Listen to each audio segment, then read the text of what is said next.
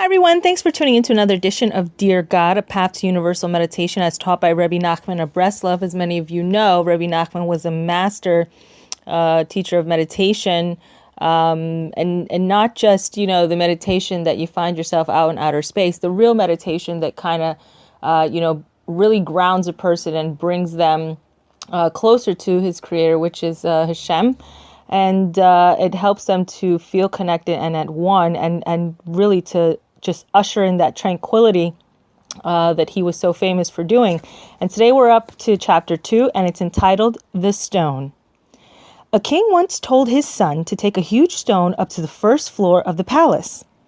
The stone was enormous. Neither men, nor horses, nor machines could have moved it. The prince was very perplexed. After trying in vain, he became discouraged and gave up. When the king came and asked him for an explanation, the prince sheepishly admitted his failure. It was impossible, he apologized. Do you really think that I would have asked you to do something impossible? Exclaimed the king. You should have thought about it. Did I ask you to take the stone up in one piece? If you had taken a hammer and started hitting it, you could have lifted it up to small pieces and accomplished your work little by little. This rock, this enormous stone, is our heart. Isn't it sometimes so hard and so cold?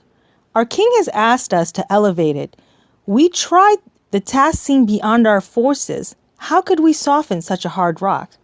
Let us take a hammer, a moment each day. Let us strike it and let us talk to God. The stone, our heart, will break little by little, piece by piece. We'll be able to elevate it. For sure, this chapter really, it really does encompass sometimes the way we look at things. I think, if you're like me, you probably often take the position that it's all or nothing. And Hashem is not saying all or nothing. He's saying little by little. I think there's goals that each of us can reflect back on, and we will see that, if we just take a glance back, that we have certainly made a lot of strides in progress. And even if we are not at the finish line, that doesn't mean that we won't get there. It just means we may not get there today. But certainly, if we just give up before the task is started, we'll never accomplish the goal.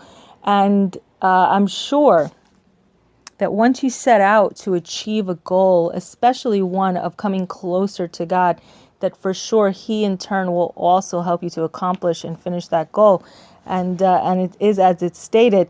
Do you think I would have given you a task that you couldn't accomplish? So this is really something to think about, especially as we're going through the month of Elul.